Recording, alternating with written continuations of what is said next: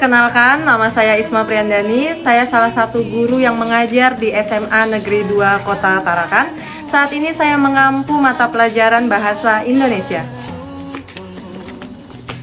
Menjadi seorang guru bukanlah sebuah profesi yang mudah. Mengapa demikian? Karena sejatinya menjadi seorang guru haruslah memberi contoh serta pengajaran yang baik kepada murid di era yang semakin maju ini. Guru dituntut untuk selalu kreatif dan inovatif dalam pembelajaran di kelas, sehingga menciptakan suasana yang nyaman dan senang untuk siswa.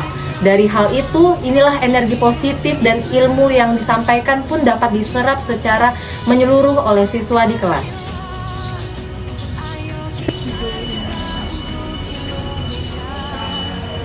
Guru inovatif yaitu guru yang mampu mengkreasikan pengajaran dengan mencoba berbagai hal baru. Selain itu juga meneliti bahkan sampai berkarya untuk membuat berbagai model atau media pembelajaran untuk kepentingan pembelajaran dan untuk memenuhi kebutuhan siswa di kelas.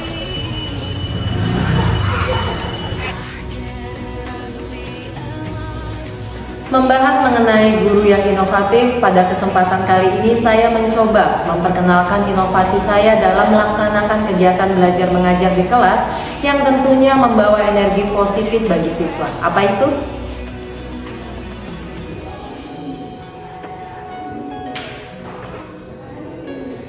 Saya mencoba untuk memodifikasi dan menggabungkan strategi pembelajaran dengan media pembelajaran. Apakah hal itu menarik? Tentu saja. Setelah dipraktikkan di lapangan, anak-anak di kelas mampu aktif menyusun dan merangkai kata dengan petunjuk yang diberikan. Strategi double entry reading journal dengan media puzzle adalah inovasi terbaru saya dalam menggabungkan antara strategi dan media pembelajaran. Bagaimana? Penasaran dengan hal ini? Yuk simak penjelasan saya berikut ini.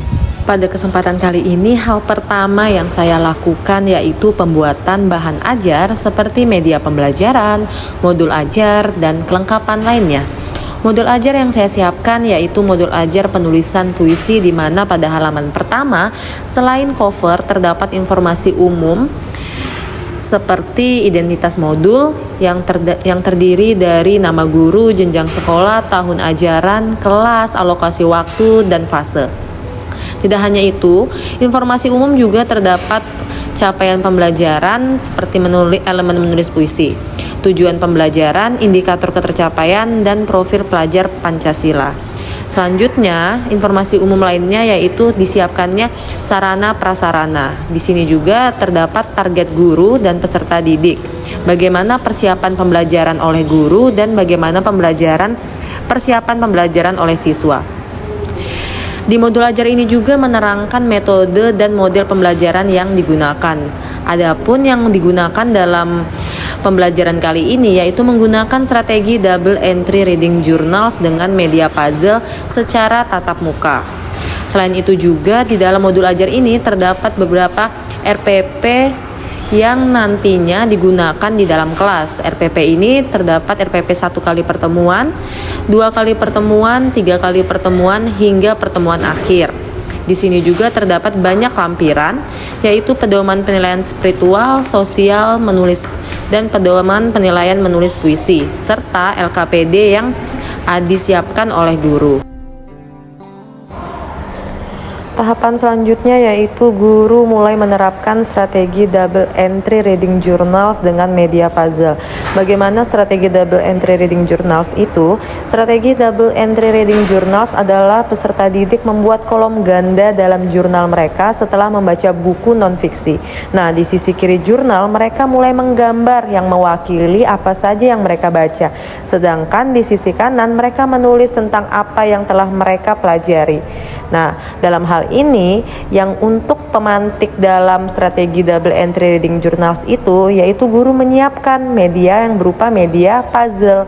Media puzzle ini merupakan suatu media pembelajaran berupa potongan-potongan yang disusun hingga terbentuk menjadi sebuah tulisan.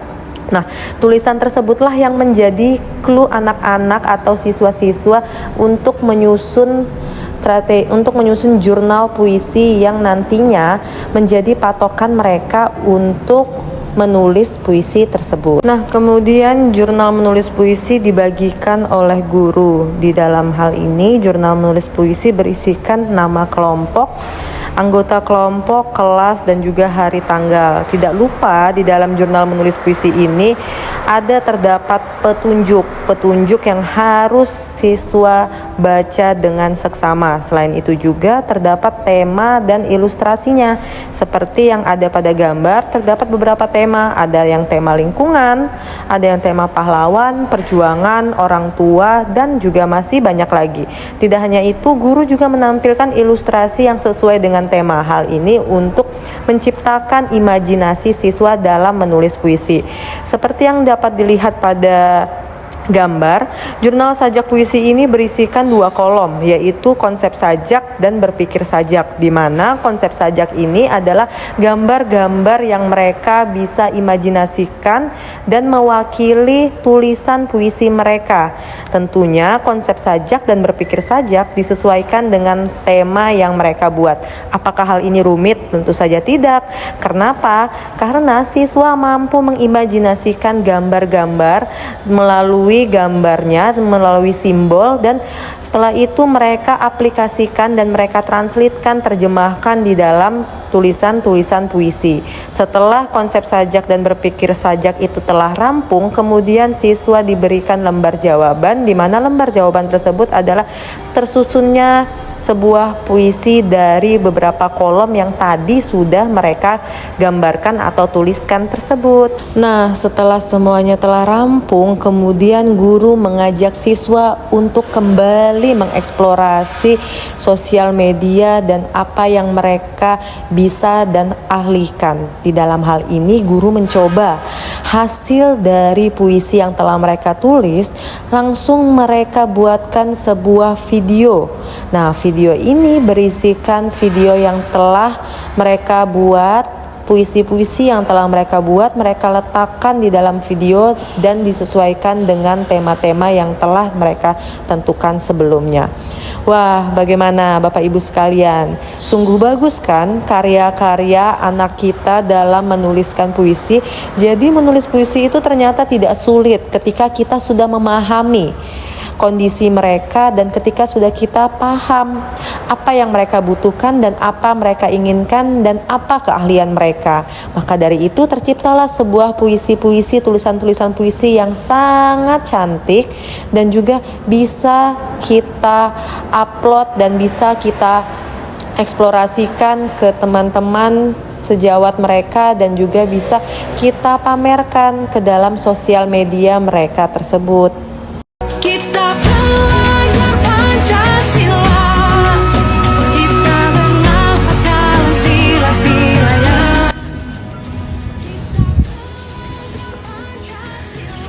Nah, Bapak Ibu sekalian, sudah disimak belum penjelasan mengenai strategi double entry reading journals dengan media puzzle untuk pembelajaran menulis puisi ini?